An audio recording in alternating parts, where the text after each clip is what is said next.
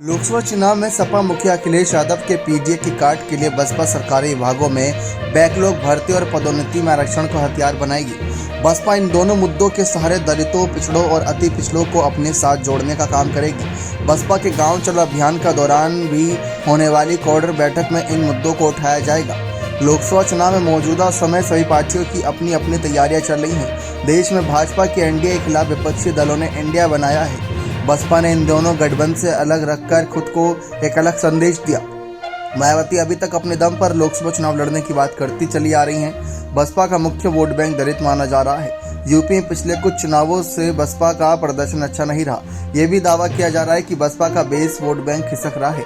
इसको अपने पाले में लाने का दावा भाजपा के साथ अन्य पार्टियां भी कर रही हैं। अखिलेश ने लोकसभा चुनाव में भाजपा को हराने के लिए पीडीए यानी पिछड़ा, दलित और अल्पसंख्यक का नारा दिया है। घोसी विधानसभा उपचुनाव में सपा को मिली जीत के बाद से यह दावा और तेज हो गया। उपचुनाव में दलितों ने उसका साथ दिया। अखिलेश अब पीडीए को अपने पाले में बताने की कोशिश कर रही हैं। बसपा इसी की काट के लिए सरकारी विभागों में खाली आरक्षित पदों को भरने और नौकरी में आरक्षण के मुद्दे को एक बार फिर से हवा देना चाहती है। बसपा के लोगों का मानना है कि इससे दलितों और पिछड़ों के हितैषी होने का उनका दावा सच साबित होगा।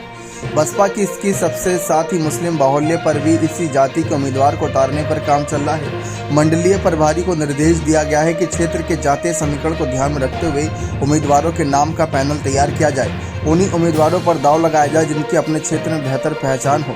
इससे साफ है कि मायावती की नज़र मुस्लिम वोट बैंक पर भी काफ़ी ज़्यादा रहने वाली है। इससे अखिलेश के पीडीए को तगड़ा झटका लग सकता है। जिस तरीके से हालात बन गए हैं बसपा के सामने, अब उनके सामने बड़ी चुनौती है कि हर छोटी बड़ी पार्टी का सामना करे, चाहे वह अखिलेश की समाजवादी पार्टी हो या जयंत चौधरी की रालोद पार्टी ही क्यों ना हो। और ऊपर से चंद्रशेखर आजाद उनकी मुसीबत बढ़ाने के लिए भी उनके आसपास है। तो ऐसे में मायावती को इस बार ज़्यादा सतर्क रहने की आवश्यकता है। बने रहें चैनल के साथ। बहुत बहुत धन्यवाद।